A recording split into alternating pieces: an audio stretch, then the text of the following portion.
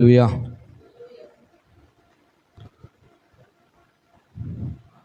வாக்குத்தத்தம் என் மேலே நிரம்பி இருக்குது. என் ரத்தத்தில் அபிஷேகம் கலந்து இருக்குது.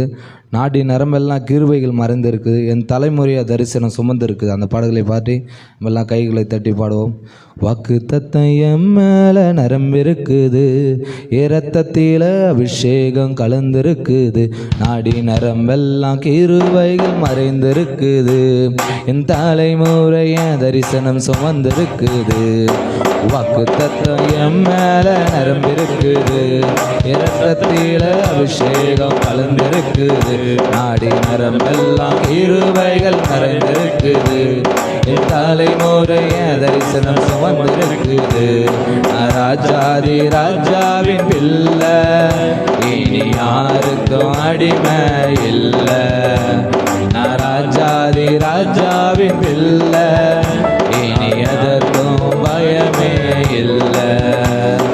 ராஜாதி ராஜாவின் பிள்ளை, இனி யாருக்கும் அடிமை இல்லை. ராஜாதி ராஜாவின் பிள்ளை, இனி எதற்கும் பயமே இல்லை. வாக்குத்தத்தம் என் மேலே நிரம்பிருக்குது. இரத்தத்தில அபிஷேகம் கலந்திருக்குது. குழியில போட்டாலும் பழிய போட்டாலும் வழியை மாற்றிடுவார். எரிகோ வந்தாலும் யோர்தான் என்றாலும் சொன்னதை நிறைவேற்றுவார். குழியில போட்டாலும் பழிய போட்டாலும் வழியாய் மாற்றிடுவார். எரிகோ வந்தாலும் யோர்தான் என்றாலும் சொன்னதை நிறைவேற்றுவார். ராஜாதி ராஜாவின் பிள்ளை, இனி யாருக்கும் அடிமை இல்லை. ராஜாதி ராஜாவின் பிள்ளை, இனி எதற்கும் பயமே இல்லை. ராஜாதி ராஜாவின் பிள்ளை, இனி யாருக்கும் அடிமை இல்லை. ராஜாதி ராஜாவின் பிள்ளை, இனி எதற்கும் பயமே இல்லை. வாக்குத்தத்தம் என் மேலே நிரம்பிருக்குது. இரத்தத்தில அபிஷேகம் கலந்திருக்குது. தடுமாறி நடந்தாலும் தவறியே விழுந்தா தாங்கிய விடுத்திடுவார்.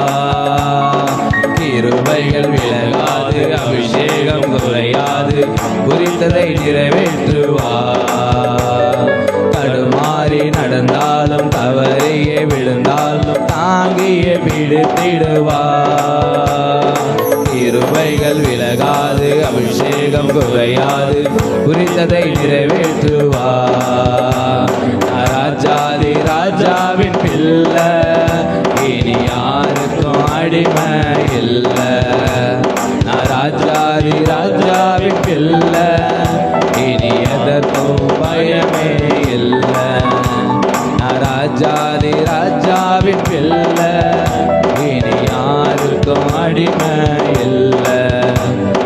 ராஜாதி ராஜாவின் பிள்ளை, இனி எதற்கும் பயமே இல்லை. வாக்குத்தத்தம் என் மேலே நிரம்பிருக்குது. இரத்தத்தில அபிஷேகம் கலந்திருக்குது. நாடி நரம்பெல்லாம் கிருபைகள் மறைந்திருக்குது. தலைமுறைய தரிசனம் சுமந்திருக்குது. வாக்குத்தத்தம் என் மேலே நிரம்பிருக்குது. இரத்தத்தில அபிஷேகம் கலந்திருக்குது. நாடி நரம்பெல்லாம் கிருபைகள் மறைந்திருக்குது. என் தலைமுறைய தரிசனம் சுமந்திருக்குது. ஆமென். ஹல்லேலூயா. என்னோட வாழ்க்கையில் நடந்த ஒரு பெரிய சாட்சி இது. நான் நிற்பதே கர்த்தருடைய கிருபை தான். எங்கள் மாமா சங்கர் மாமா எனக்கு ஒரு 6 வருஷத்துக்கு முன்னாடியே தெரியும். ஆனாலும் தெரிஞ்சாலும் அப்பா பற்றி எனக்கு ஏசப்பா பற்றி அவ்வளோவும் தெரியாது. இங்கே வந்ததுலேருந்து தான் இப்படி பண்ணணும், பாடணும், ஏசப்பா பற்றி இப்படி எனக்கு இந்த வார்த்தையை தெரியும். எங்கள் ஊர்லலாம் எனக்கு இதேமாரி சொன்னதில்லை. ஆனால் ஏசப்பா பற்றி இங்கே எனக்கு தெரியும் போது நான் ஒரு 1.5 வருஷம் கழிச்சு நான் ஞானஸ்தானம் எடுத்தேன். ஞானஸ்தானம் எடுத்துகிட்ட பிறகு அதுக்கு முன்னாடி ஞானஸ்தானம் எடுக்கிறதுக்கு முன்னாடி நான் அநேக கோயிலுக்கு போவேன். கோயிலுக்கு போனால் அந்த சிலையெல்லாம் வாங்கிட்டு வந்து கும்பிடுவேன். அது கும்பிட்ட பிறகு எனக்கு அவ்வளோ விடுதலை இல்லை. அதுக்கு முன்னாடி நான் ஃபஸ்ட்டு குடிச்சுன்னு இருந்தேன். அந்த குடியிலேருந்து ஏசப்பா எனக்கு வந்து ஞானஸ்தானம் எடுத்துருந்தேன். ஏசப்பா என்னோட பிரச்சனைலேருந்து எனக்காக ஒரு விடுதலை கொடுங்க, நான் உண்மை ஏற்றுக்கன்னு சொல்லிட்டு நான் வந்து ஏசப்பாட்ட ப்ரேயர் பண்ணேன். எனக்கு குடியிலிருந்து விடுதலை கொடுத்தாரு ஏசப்பா. அதுக்காக நான் நன்றி செலுத்துகிறேன். ஞானஸ்தானம் எடுத்ததுலேருந்து ஒரு 2 வருஷத்துலேருந்து சென்னைக்கு போனேன். அந்த கொரோனாலேருந்து நாங்கள் வந்து சென்னைக்கு போனேன். சென்னைக்கு போயிட்டு அங்கே எங்கள் ஒய்ஃபோட சர்ச்சுக்கு நான் போயிட்டு அங்கே இருக்கும்போது எனக்கு பாட தெரியாது, அதேமாரி ஒரு சாட்சி கூட சொல்ல தெரியாது.